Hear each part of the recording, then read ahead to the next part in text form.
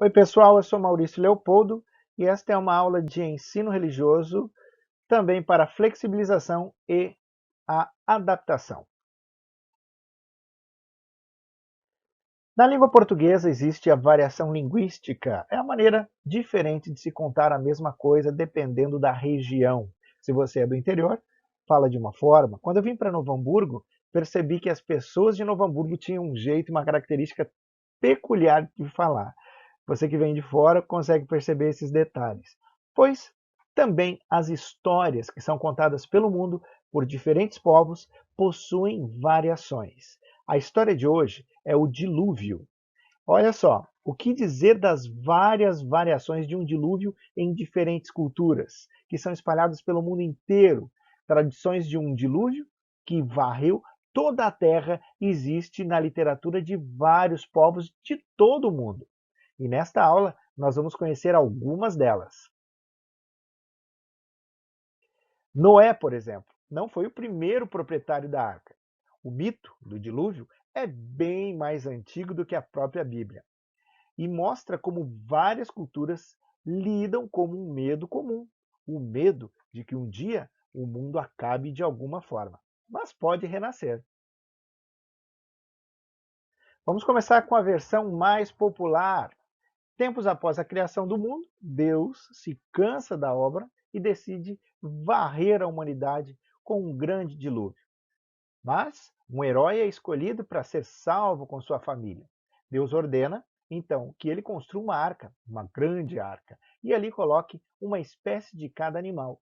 E, então, através disso, eles vão salvar a humanidade, pois os seus filhos e também esses animais fará com que a humanidade renasça. Veja, ao final do dilúvio aparece também a presença de uma pomba para averiguar se há terra firme por perto. Ele solta essa pomba e quando ela volta com um galinho de oliveira, ele percebe que existe terra firme. Então, estavam salvos.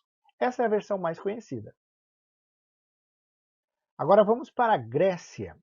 Os gregos antigos diziam que Deucalião foi avisado de que os deuses iam trazer uma inundação à terra por causa da maldade dos seus habitantes. Por isso, Deucalião construiu uma arca para sobreviver à catástrofe terrível que viria.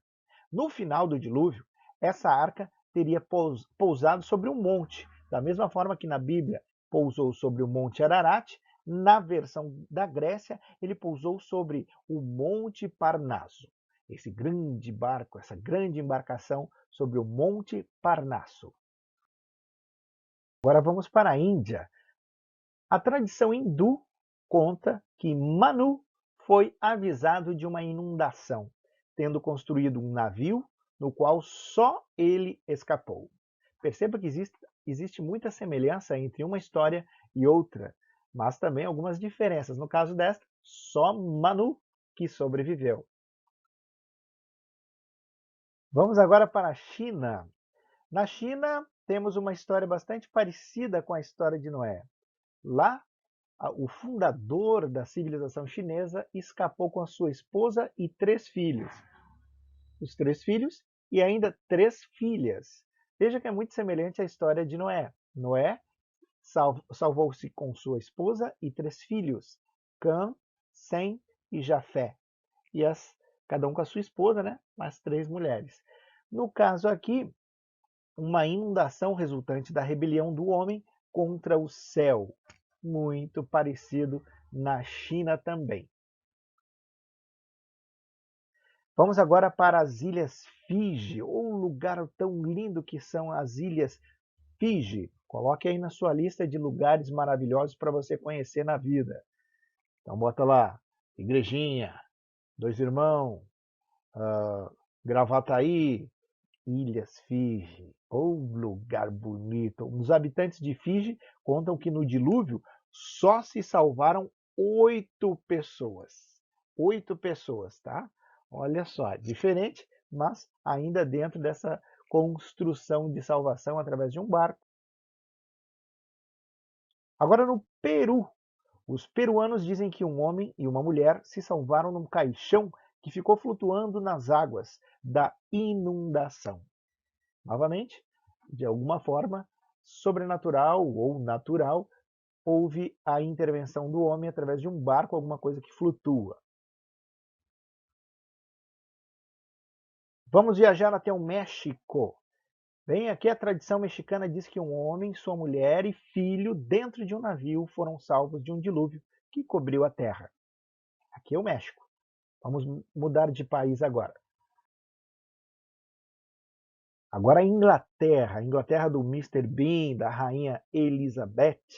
Pois é, os druidas conservavam a tradição de que o mundo tinha sido povoado de um modo bastante parecido com os outros povos que tiveram inundações.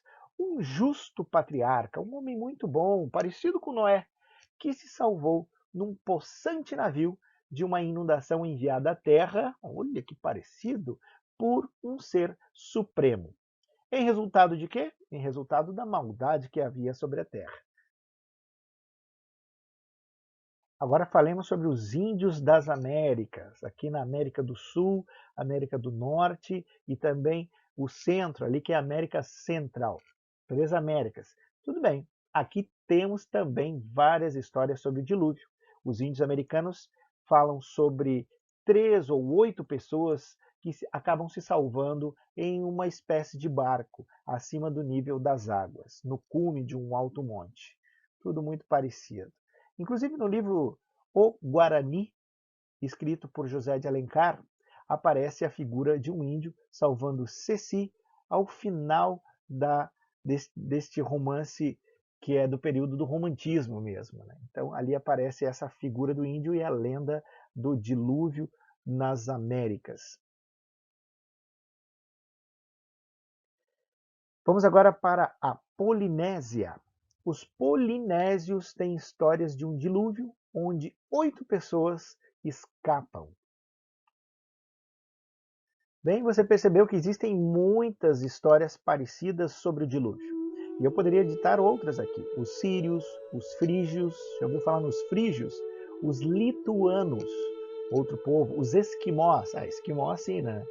Que mais? Os aborígenes, os egípcios, e todos possuem essa imagem parecida de um barco, de um homem que salva a humanidade através da sua família. Muito semelhante de uma história para outra. Também tem algumas diferenças, mas a que se atrai essa semelhança no mundo inteiro? Existem várias teorias sobre isso. Os hebreus defendem que essas diferentes versões de dilúvio são fáceis de explicar, porque a Bíblia diz que em Gênesis 11, Deus confundiu a língua dos homens. As pessoas começaram a falar mais de um idioma. Lembra do episódio da Torre de Babel?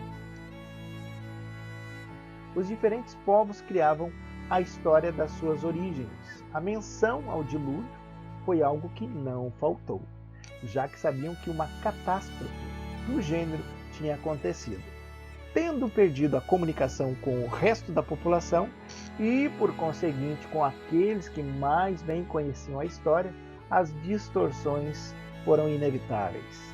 Então, a quantidade de distorções varia de acordo com cada povo, de acordo com cada cultura e quem conta a história. Quem conta um conto, aumenta um ponto. Bem, a aula de hoje vai ficando por aqui, só que antes você tem uma atividade bastante interessante. Olha só. Bem, a atividade dessa semana é bem tranquila e bem legal de fazer. Você vai contar a sua versão do dilúvio.